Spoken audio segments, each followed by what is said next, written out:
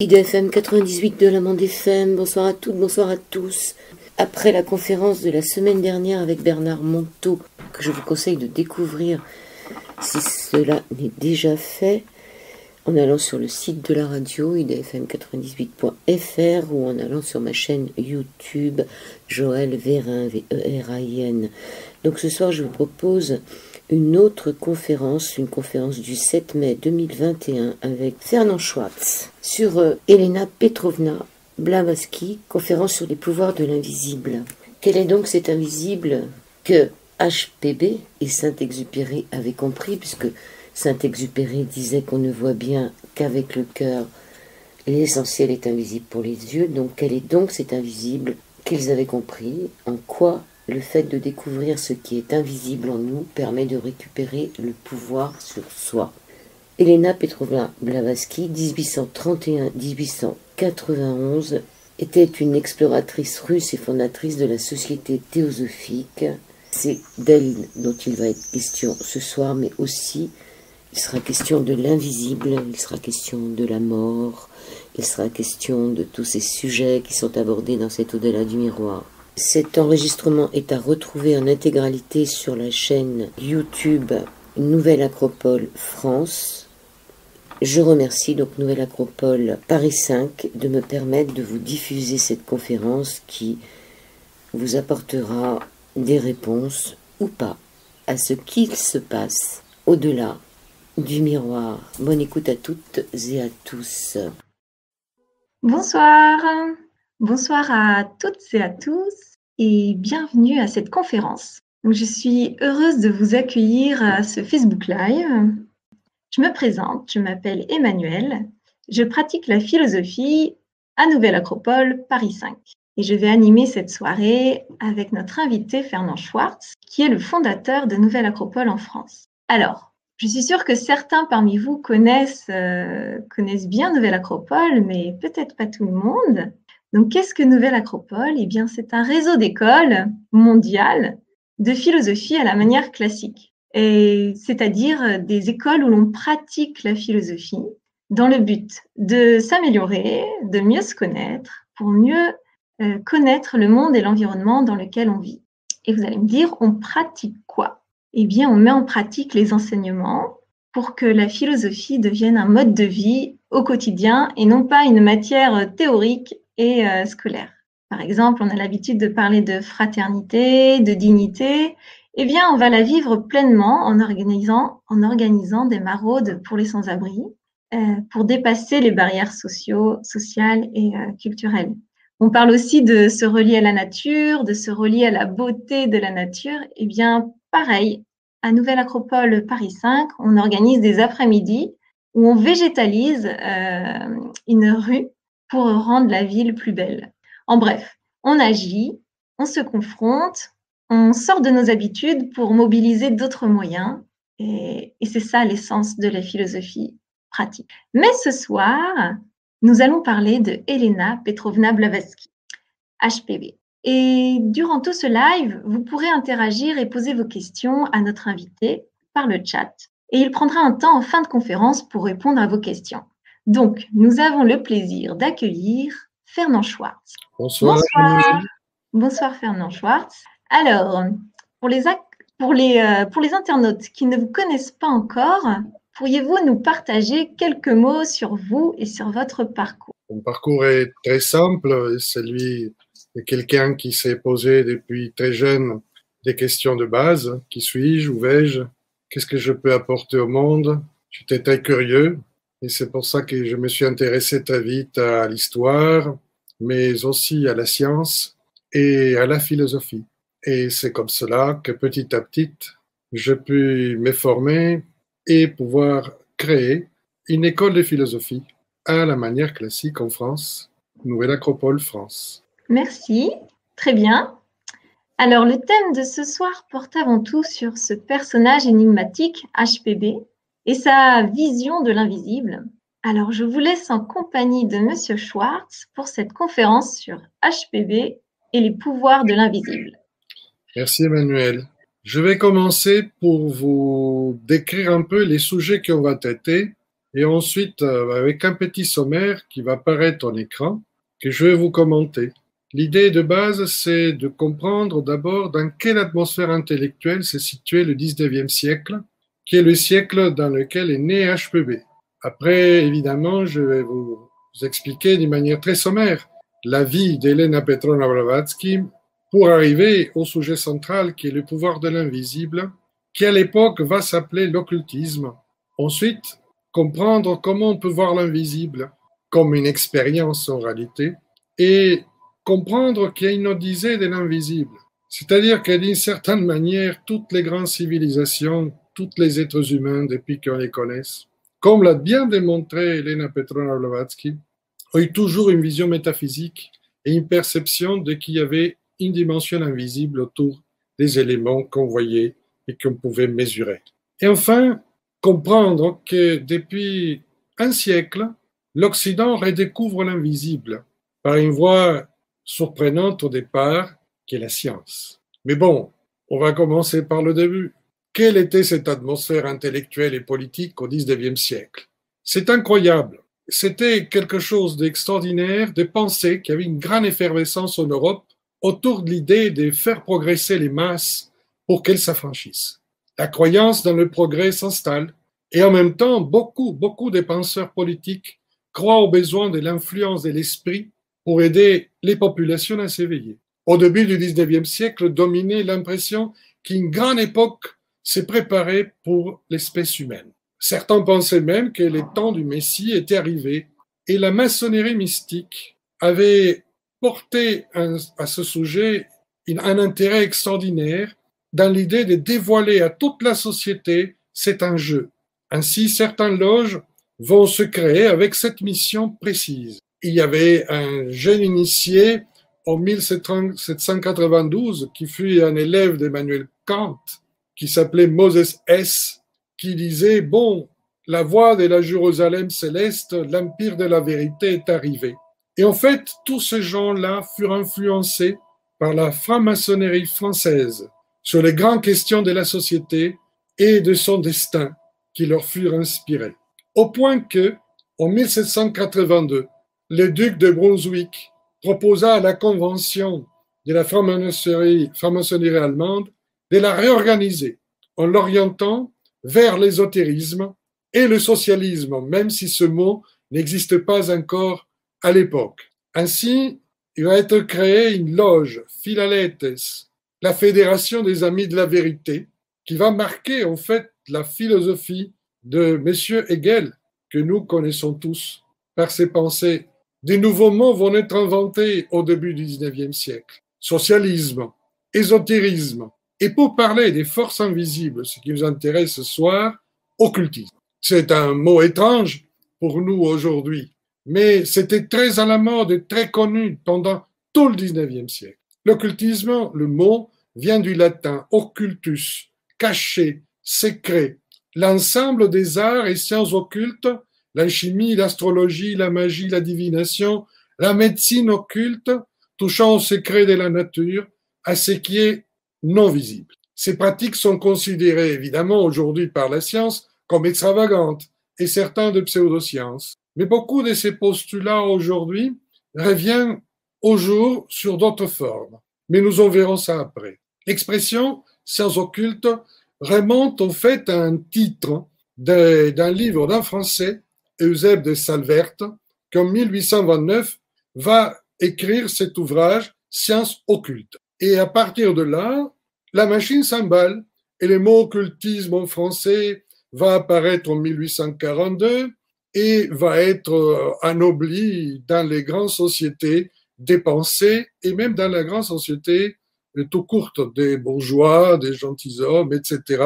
de l'époque. Et c'est un phénomène qui parcourt toute l'Europe. C'est ça qu'il faut comprendre. Mais dont la France est une matrice et un berceau très important. Au point qu'il y aura une vague vers la fin du XIXe siècle de néo-occultisme avec un médecin, Gérard d'Encausse, qui prendra un nom d'emprunt, pas plus, et qui va parler des facultés occultes de l'homme et des forces invisibles de la nature. Certains auteurs, comme Michelet et Philippe Mouret, ont remarqué que la naissance de l'occultisme moderne en Europe est une conséquence du développement d'une société reposant sur un idéal de progrès. L'occultisme est indissociable du progressisme et vice-versa.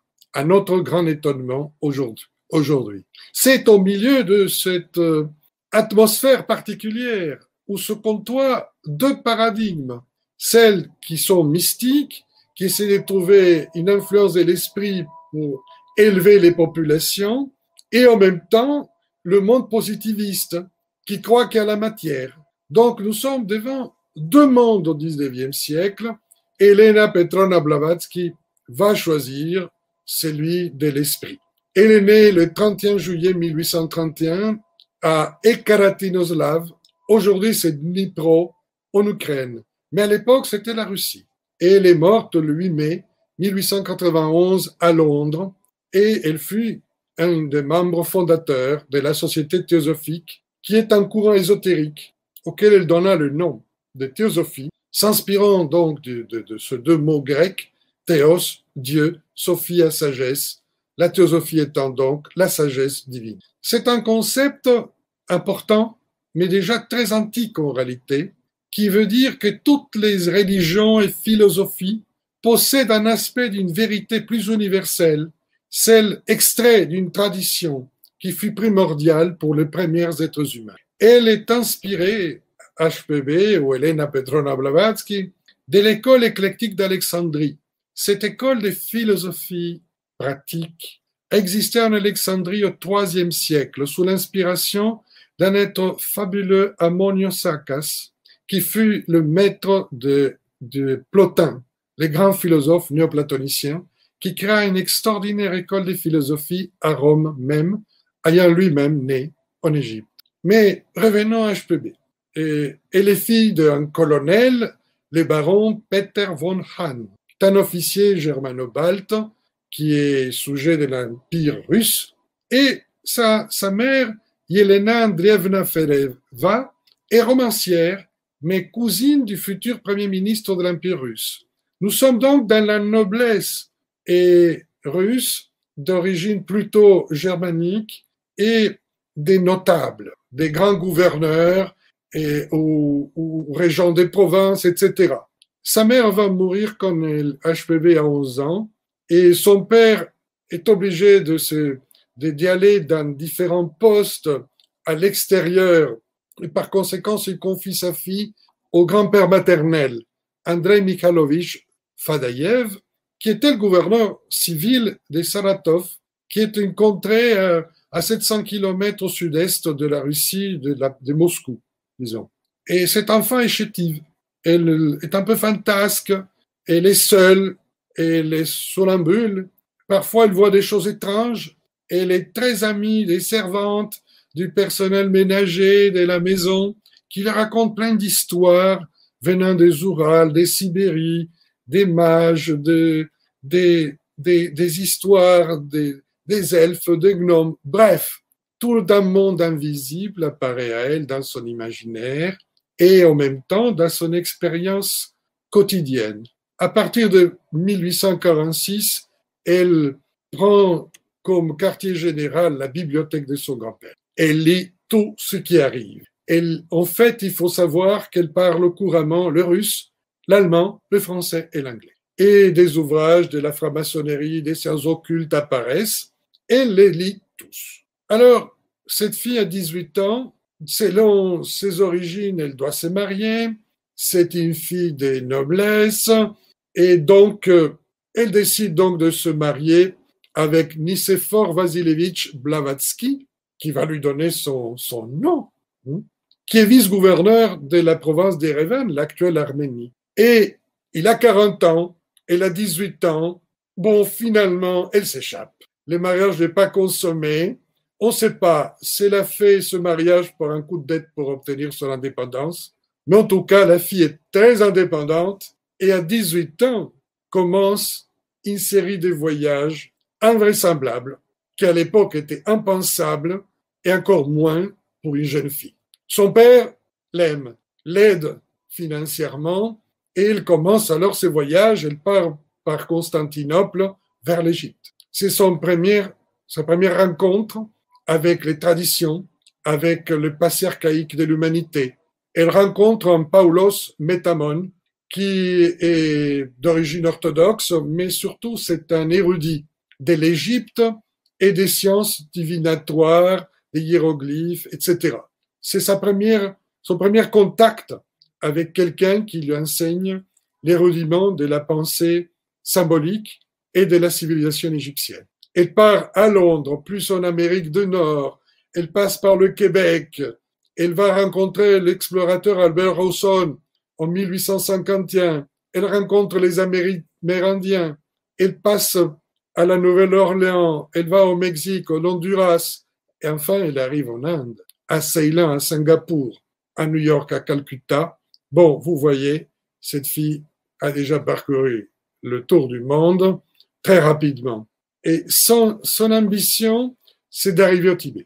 Elle veut arriver au nord de l'Inde, elle s'approche du Tibet par plusieurs sources, elle a beaucoup de mal à rentrer dans ce pays, probablement 1855, en passant par la Cachemire, elle pénètre le Tibet, elle va se faire initier, ou un début d'initiation commencera par un de ses maîtres, qu'elle appelait, selon le mot sanskrit, Mahatma, grande âme. En fait, c'est en 1851, à Londres, qu'elle va connaître physiquement son maître, donc il avait ces images depuis sa jeunesse, elle rêvait de cet homme, de cette image qui lui apparaissait, et c'était le Mahatma Kutumi. Ils vont se reconnaître dans un parc, et c'est comme ça qu'il commencera sa compréhension de la nécessité d'apporter à l'Occident un enseignement plus profond de l'ésotérisme et surtout de la formation de soi-même,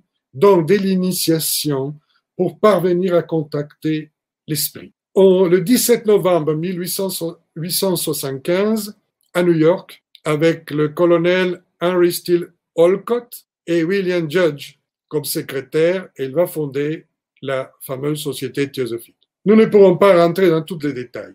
Mais par rapport au sujet qui nous intéresse, le programme, un des éléments essentiels du programme de la Société théosophique est éclairé dans le troisième principe de sa chaîne. Étudier les lois inexpliquées de la nature et les pouvoirs latents dans l'homme. Nous voilà. Comprendre les lois invisibles de la nature, ce qui à l'époque n'était pas très clair pour la plupart, les gens ne cherchaient pas ce type de lois, et surtout comprendre que l'être humain en potentiel a des pouvoirs latents, que s'il les développe par l'intériorité, il pourra donc grandir et s'épanouir et trouver sa véritable identité. Il introduit des quantités de notions orientales dans l'occultisme occidental. Une de ses missions essentielles, c'est de compléter l'enseignement occidental. Elle va ramener l'Orient à l'Occident et de manière pratique. Des idées qui aujourd'hui nous semblent tout à fait normales. Le karma, par exemple. Tout le monde connaît le mot karma, d'une manière ou d'une autre. Bon, elle va l'intégrer dans l'occultisme occidental. La réincarnation, les yogas, la notion de l'existence des grands maîtres de sagesse qui essayent d'aider l'humanité à s'accomplir et sans pour autant vouloir avoir le pouvoir sur l'humanité et qui habiterait plusieurs continents, dont aussi l'Inde et le Tibet. La notion du fluide différentes, et comme le magnétisme, l'électricité, des pouvoirs invisibles, qu'elle va dénominer sur un mot pris du bouddhisme tibétain, Phok. Et beaucoup d'autres choses, notamment, comme on verra tout à l'heure, l'existence de corps subtils dans l'homme, et pas simplement de corps physique. Et la possibilité de, petit à petit, et prendre contact avec eux et apprendre à les utiliser. Et ceci nous amène donc à la troisième partie de notre exposé, les pouvoirs de l'invisible, qui à l'époque était appelé l'occultisme pratique. En fait, HPV va écrire tout un ouvrage qui s'appelle l'occultisme pratique. Et clarifie que la clé qui ouvre chaque degré dans le sentier des sagesses, c'est l'aspirant lui-même.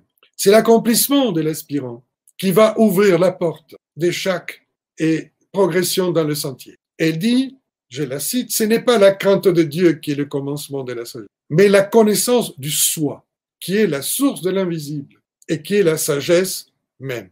sur l'autoconnaissance, puisqu'en fait c'est ça dont elle est en train de parler, je vais vous lire un texte d'elle qu'elle a fait publier dans un article en 1887.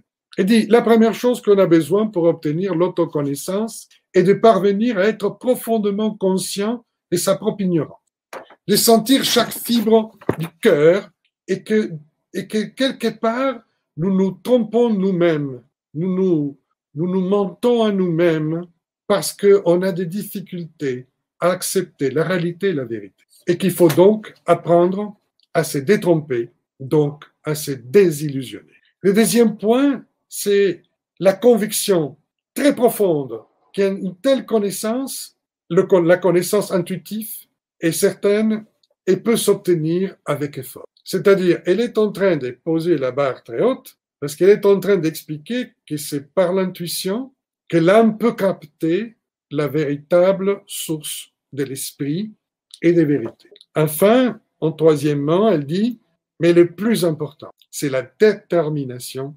indomptable pour obtenir et faire face à cette connaissance. Elle dit donc, cette connaissance on ne peut pas parvenir à cette connaissance par l'auto-analyse. C'est intéressant ce qu'elle dit. On ne peut pas l'atteindre non plus par un raisonnement analytique ou un processus cérébral. Il faut éveiller la conscience de la nature divine de l'homme en soi. Et obtenir cette connaissance, c'est de parvenir à quelque chose d'énorme pour pouvoir comprendre les éléments de la nature et connaître l'avenir. Voilà pour l'autoconnaissance. On ira un peu plus loin maintenant. Elle va appeler tout ça l'occultisme, il va le faire dériver d'un mot sanskrit, d'un enseignement qui existe dans les Védas et les Puranas, qui sont des textes hindous très anciens, donc qui parlent de la Gupta Vidya. Gupta veut dire caverne, obscur, caché, Vidya connaissance. Et on peut traduire Gupta Vidya par la connaissance secrète, une connaissance ésotérique qui est mentionnée, comme je l'ai dit, dans les Védas et les Puranas. Elle explique justement dans l'occultisme pratique que les Védas parlent de 4 types de connaissances, mais qu'il y a 3 types de connaissances ou disciplines qui sont d'ordre phénoménologique pour avoir des pouvoirs sur quelque chose. Elle dit ceci ne sert pas pour l'autoconnaissance. Ce n'est pas le vrai occulte. Et elle n'admet donc qu'une seule voie qui est appelée Atma Vidya, qui peut se traduire par la connaissance de l'âme.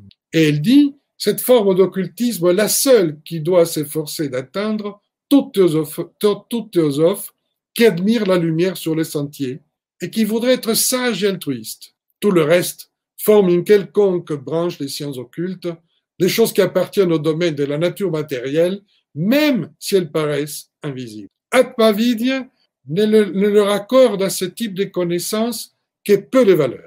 Elle les englobe toutes et peut les employer à l'occasion, dit-elle, mais elle ne les fait qu'après les avoir purifiés de leurs scories, dans un but bienfaisant et en prenant soin de les débarrasser de toute trace de motifs égoïstes.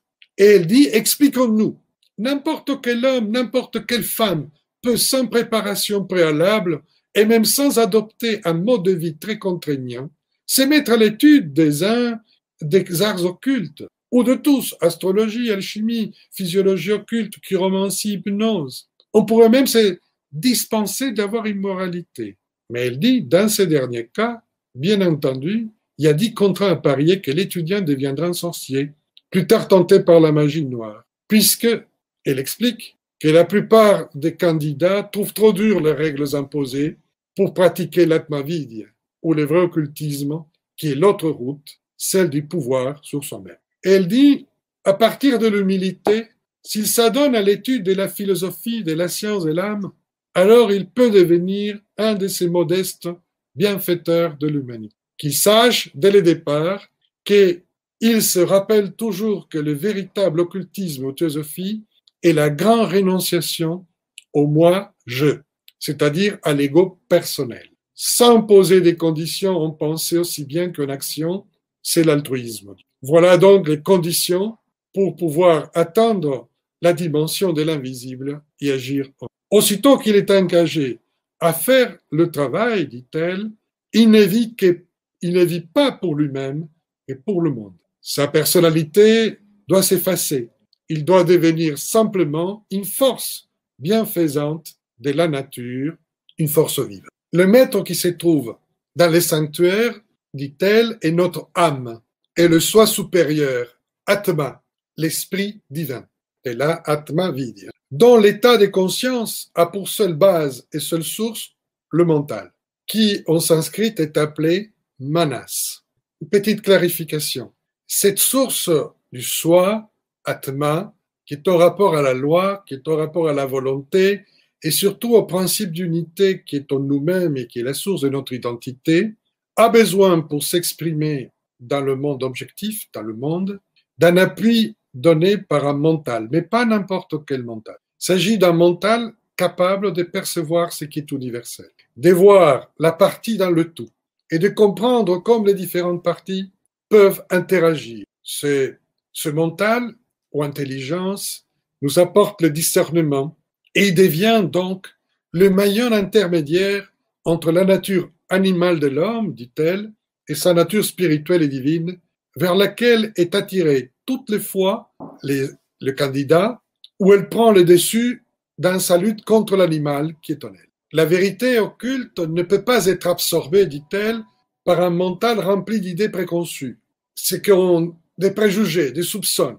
C'est-à-dire, il ne pourrait pas être capté par une raison analytique qui ne fait que critiquer, de diviser les choses, de couper les cheveux en quatre, qu'on pourrait appeler le petit ego personnel, qui en sanskrit est appelé kamamanas, mental désirant, ou kamarupa. C'est une chose, dit-elle, pour être bien perçu, l'esprit, on ne peut pas le faire autrement, comme je l'expliquais auparavant, que par l'intuition, ou appelé buddhi, plutôt que par la raison raisonnante, étant par nature mystique et non matérielle. Nous allons voir maintenant un petit schéma qui résume un peu ces éléments, qu'on appelle la constitution septénaire de l'homme. HPB nous a légué un schéma qui est l'hérite de la philosophie hindoue et dans lequel apparaît, vous voyez, de manière schématique, un triangle et un carré. Le triangle représente l'esprit, la triade humaine, la partie de nous-mêmes qui n'est pas conditionnée par l'espace-temps.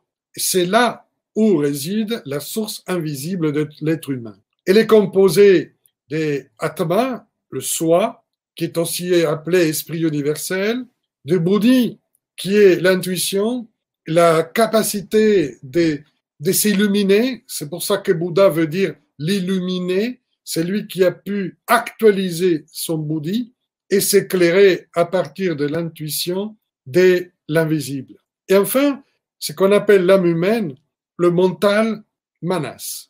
C'est manas, la base du triangle, qui est l'intermédiaire avec la personnalité humaine, qui est temporelle, qui est conditionnée à l'espace-temps, qu'on appelle le kamarupa ou kamamanas, qui est notre raison analytique, l'ingasharira, qui c'est le monde affectif, nos énergies qui sont prana, et finalement notre corps physique, shtula sharira. Ces quatre plans de la personnalité sont justement à double tranchant pour chacun de nous. Soit la personnalité humaine bloque par ses désirs et sa dispersion le contact avec sa triade, c'est-à-dire sa source invisible, soit les candidats apprennent à travailler avec sa personnalité pour l'harmoniser, pour la nettoyer, pour la rendre un canal de l'être spirituel que nous sommes.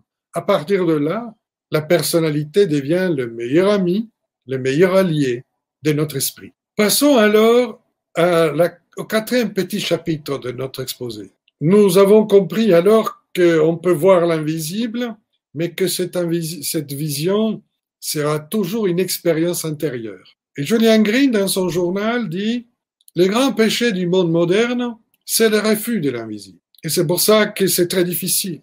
Mais nous avons eu, nous, en France, un écrivain extraordinaire, Saint-Exupéry, qui, dans Le Petit Prince, va déjà annoncer le grand paradoxe. L'essentiel est invisible pour les yeux. Et c'est avec le cœur qu'on peut lire vraiment. Bon, il a déjà tout résumé, finalement.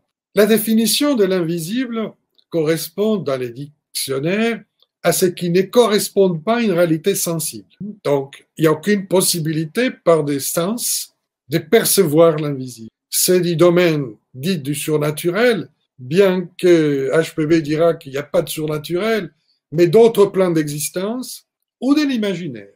Et quand on dit imaginaire, les gens pensent que c'est un conte, que c'est du folklore. Si nous avons une capacité humaine, une fonction humaine qui nous distingue de tous les autres êtres vivants, c'est notre imagination. Notre capacité de créer, de nous représenter les choses absentes.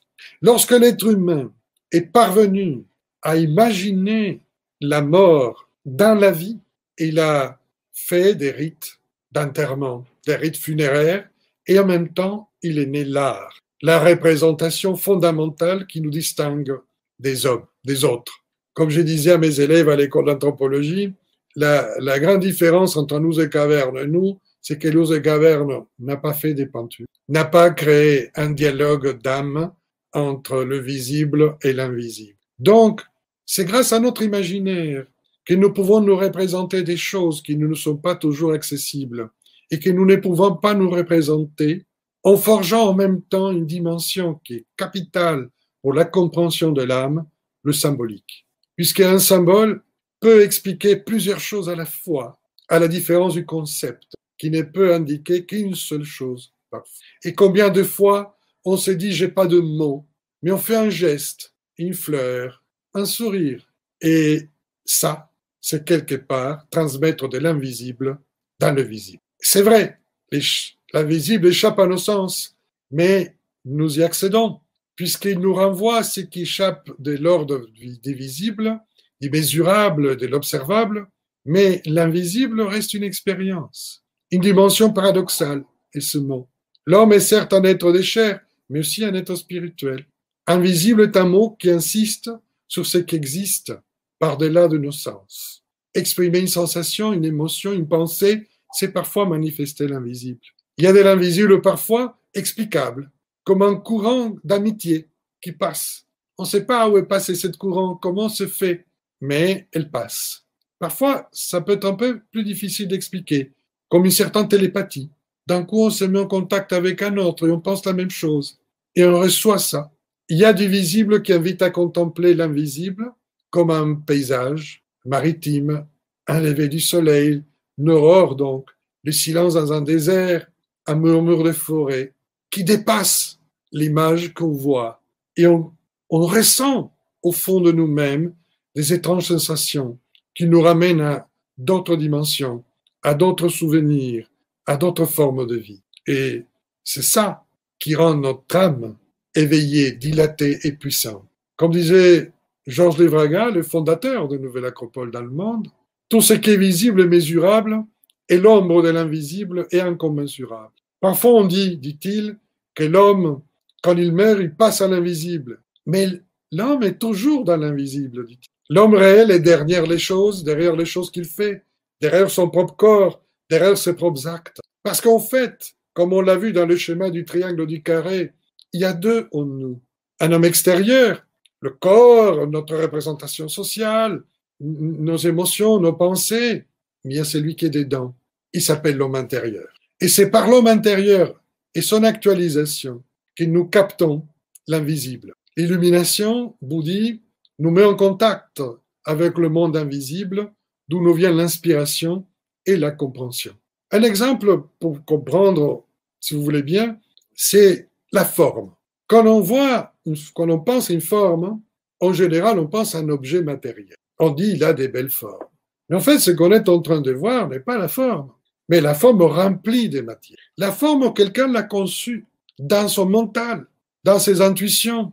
Elle était invisible. La forme que nous voyons est tout simplement la corporisation d'une matrice invisible. Et de la même manière qu'il y a des formes qui permettent de produire des objets, parfois des poésies, de l'art, il y a aussi dans des plans des idées, des archétypes, des modèles, des sources d'inspiration que tout artiste capte. C'est l'exemple le plus simple de contact avec l'invisible. Avec son inspiration, ils deviennent un pont, une connexion entre le monde invisible et le monde visible. Il est capable d'interpréter le secret, le caché, ce qu'on ne voit pas pour l'amener au monde. Et c'est quand même exceptionnel. C'est comme entendre un grand musicien, l'œuvre d'un Mozart ou d'un Beethoven. En fait, ils l'ont entendu en eux-mêmes. L'orchestre ne fait que formaliser la pensée, les sentiments de ces artistes.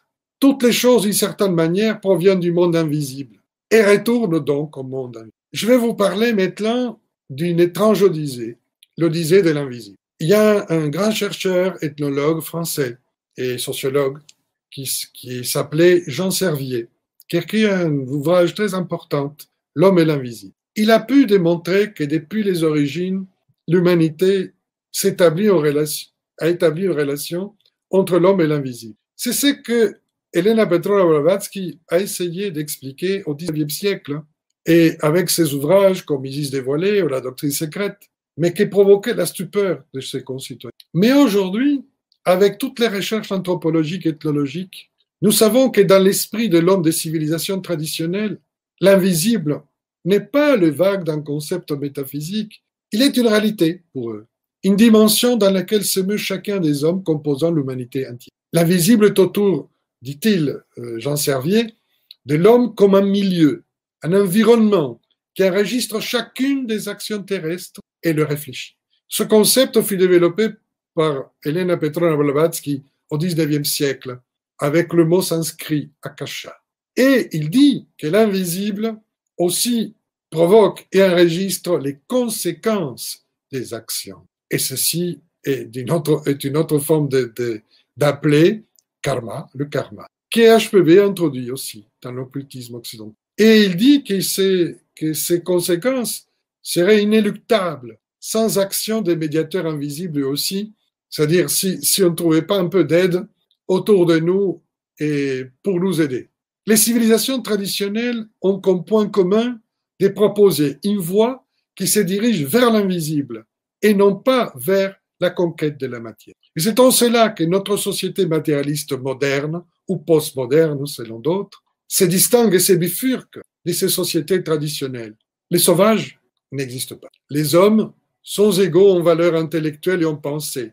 HPV l'avait déjà dit, Jean Servier l'a prouvé, et beaucoup d'autres l'ont repris, comme Edgar Morin ou Mircea Eliade.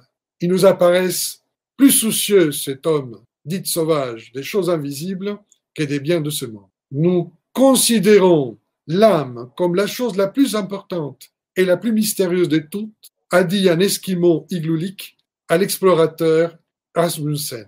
Il ne se trouve nulle part des civilisations sans métaphysique, sans opinion sur l'existence d'un monde invisible, conçu comme seul capable d'expliquer la présence de l'homme sur Terre. Nous devons reconnaître ainsi l'unité humaine face à l'invisible. Il y a deux itinéraires qu'on se rend compte quand on étudie les différentes traditions et civilisations pour atteindre l'invisible. Celui de la mort, qui est le passage à l'au-delà ou à l'invisible, avec des textes traditionnels d'accompagnement et préparation, comme celui du livre de mort tibétain, le Bardo Thodol, ou encore plus ancien, la tradition égyptienne du livre de mort. Les différentes sociétés, depuis qu'on les connaît, ont toujours essayé de contacter ces plans en reliant les vivants et les morts dans une seule réalité. C'est le but de tous les rituels, de tous les arts sacrés. Il y a une deuxième manière, un deuxième itinéraire qui est pour les vivants.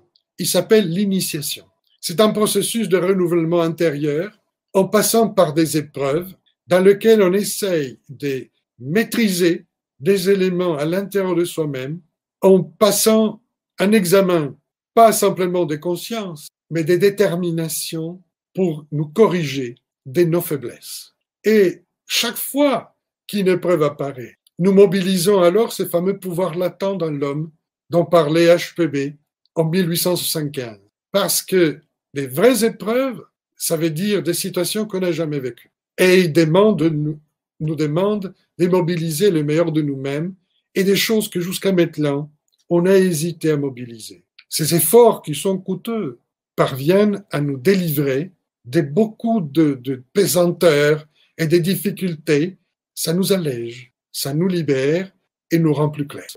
Enfin, pour clore notre petit exposé, la redécouverte de l'invisible. Je trouvais extraordinaire que vers la fin du XIXe siècle, au même moment que le paradigme mécaniciste et commerçante, capitaliste, va parcourir toute la planète et devenir le paradigme fondamental, on va commencer à découvrir ou redécouvrir l'invisible. En 1891, entre 1891 et 1911, vous voyez, 20 ans, il y a une cascade de découvertes.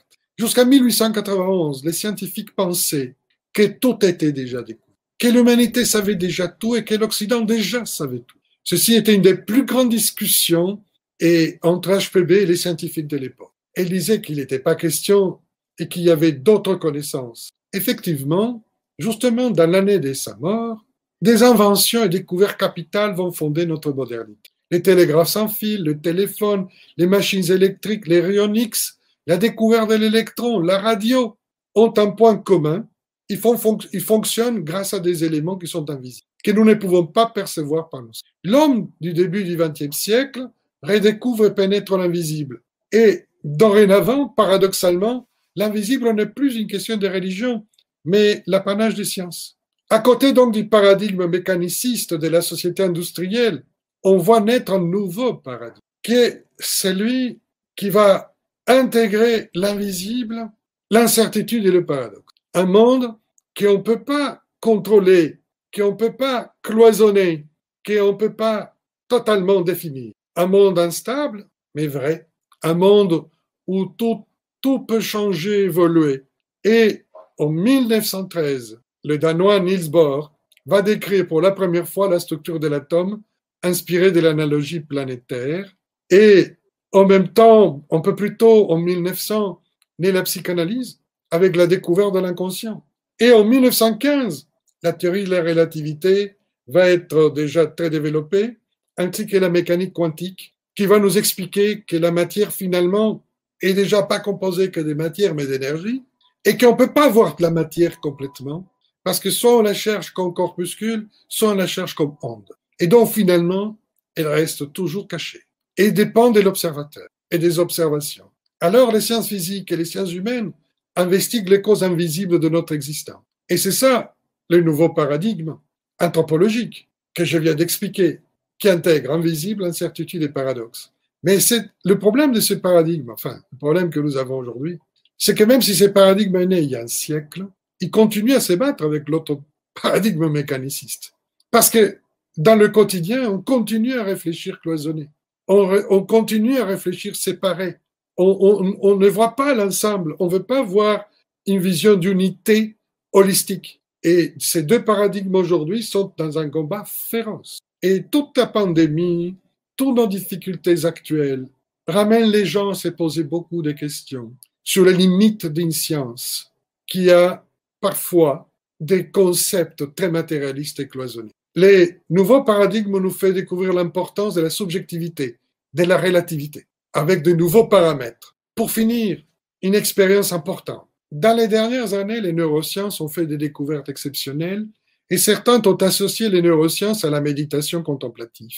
Et il est apparu donc là des découvertes intéressantes. Déjà, l'existence de deux consciences ou deux états de conscience. Une qui est analytique et cérébrale, qui censure l'aspect, la conscience intuitive extraneuronale que nous avons. C'est-à-dire l'ego personnel, aurait dit Blavatsky, avec l'action du cerveau tel que nous les connaissons, et le moi supérieur ou l'atma qui va avoir une conscience intuitive extraneuronale. Et aujourd'hui, avec les expériences des morts éminentes, et beaucoup de choses sont apparues, notamment le fait que même avec des arrêts cardiaques, des gens qui revenaient conscients, avec des expériences d'avoir vécu des choses pendant ce moment-là. Une des expériences les plus fortes est celle de Eben Alexander. Il est neurochirurgien, il est vivant, il enseigne à Harvard, et à un moment donné, en 2008, il a eu une méningite, et il avait perdu à un moment donné presque plus de 90% de l'usage de son cerveau. Il était dans un coma total, et selon la science à l'époque, jusqu'à 2008, on ne pouvait avoir aucune conscience pendant ces états-là. Cette expérience de mort imminente va le permettre de témoigner, d'avoir des expériences, des consciences extra-lucides, et malgré ces lésions importantes. Et il va vivre des expériences colossales, extrasensorielles. Et quand il revient à la conscience, parce que de manière exceptionnelle, ils ont trouvé comment le guérir, et il récupère dans tout son cerveau, il témoigne de ce qu'il a vécu dans les états des morts imminents. D'un coup, il commence à démontrer que les cerveaux ne créent pas la conscience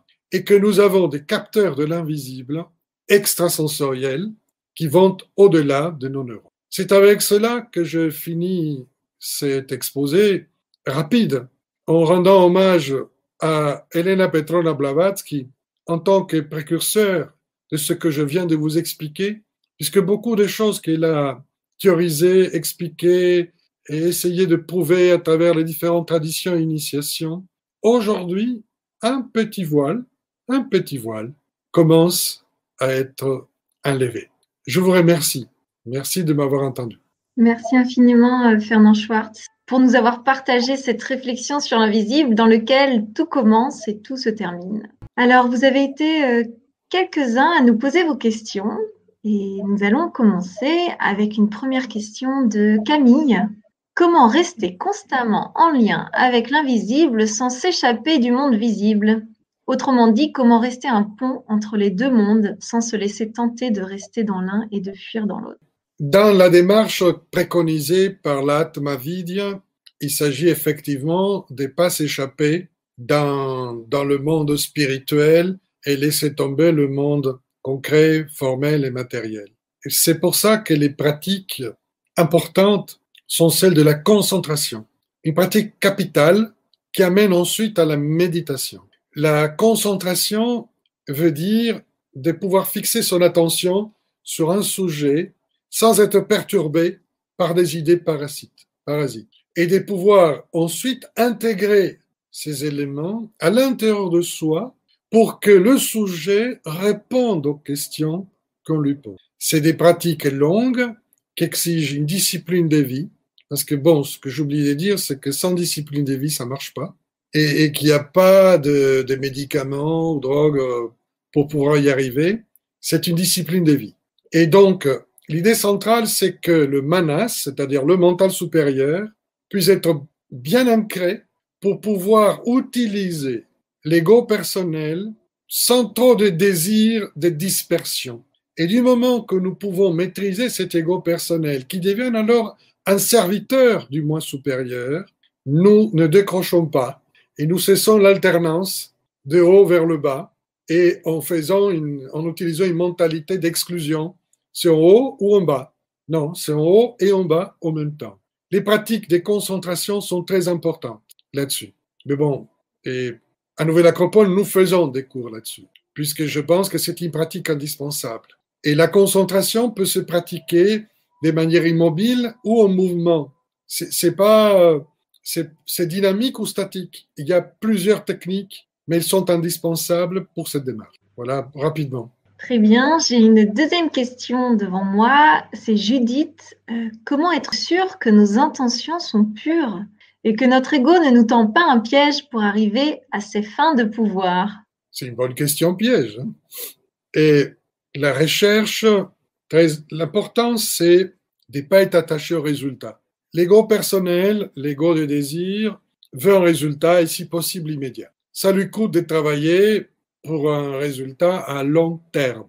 Parce que là, il faut développer la volonté et pas simplement le désir. La nature désirante dans l'être humain est très grande et notre société ne fait que stimuler la nature désirante pour pouvoir immédiatement réagir au tac et parfois ramener dans notre caddie des choses à la maison qu'on n'avait même pas pensé jamais acheter, par exemple. Bon, donc, il faut une concentration importante et une maîtrise de soi.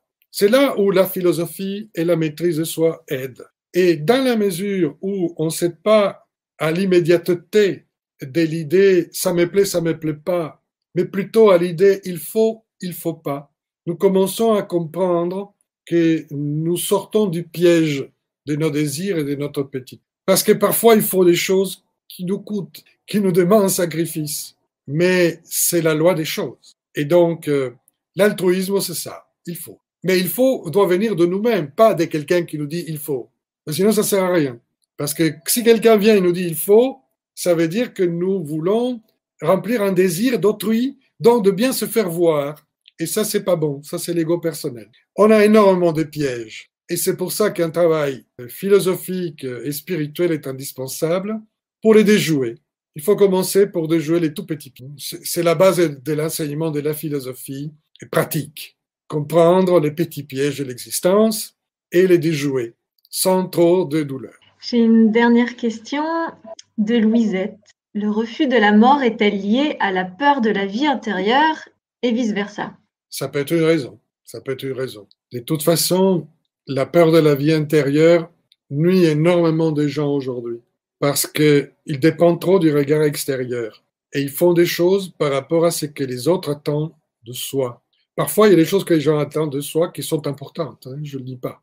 Mais on ne fait pas les choses pour faire plaisir. On fait les choses parce qu'il faut le faire et pas pour avoir une récompense. Donc, dans la mesure où on se détache de l'opinion d'autrui et on agit par rapport à sa conscience en pensant que ce qu'on fait est juste, est bon pour les autres, est bon pour la nature et pour soi-même, c'est valable.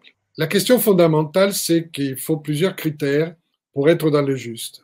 Il faut que ce soit bon pour les autres, pour moi-même et pour la nature. Et vous verrez que le cahier des charges alors devient assez pointu, parce qu'il faut nuire le moins possible. Et il faut rester positif et utile le mieux possible. On n'arrive pas toujours, mais ça vaut la peine de le tenter. Eh bien, merci beaucoup Fernand Schwartz pour cet éclairage et ces apports qui nous ont permis, je crois, ce soir de toucher un peu mieux que nous avons tous une nature invisible en nous et que l'on oublie. Merci Fernand. Merci à toi Emmanuel. Merci. Et à bientôt. Pour prolonger la conférence de ce soir, alors je voulais vous recommander la lecture d'un des ouvrages de Fernand Schwartz, tel que HPB, Actualité de ses enseignements ésotériques. Donc, vous le voyez à l'écran. Et pour toutes celles et ceux qui souhaitent continuer à pratiquer les enseignements d'Orient et d'Occident, nous vous proposons un parcours de découverte de la philosophie pratique sous forme d'un cycle de 14 ateliers de philosophie, par Zoom ou en présentiel. Et vous pouvez nous retrouver dans nos différentes écoles en France. Il y a Paris, Bordeaux, Lyon, Marseille, mais aussi Montpellier, Biarritz, Toulouse et Strasbourg. Donc, n'hésitez pas à aller nous voir. Pour le programme et les dates de début de ce cycle, rendez-vous sur nos pages Facebook et notre site qui doit s'afficher à l'écran. Voilà, et d'ici là, vous pouvez revoir cette conférence sur nos chaînes Facebook et YouTube, où vous trouverez de très nombreuses conférences en libre accès. Si vous avez apprécié la conférence ce soir, abonnez-vous à nos pages et partagez à vos amis pour diffuser la philosophie en France. En tout cas, merci pour votre participation. Merci à tous ceux qui étaient en appui à la réalisation de ce live. Très bonne soirée à tous et bonne méditation philosophique. Merci à toutes et à tous d'avoir écouté cette émission jusqu'à la fin. Je vous dis à la semaine prochaine, si vous le voulez bien. C'est l'été. Très bel été à toutes et à tous.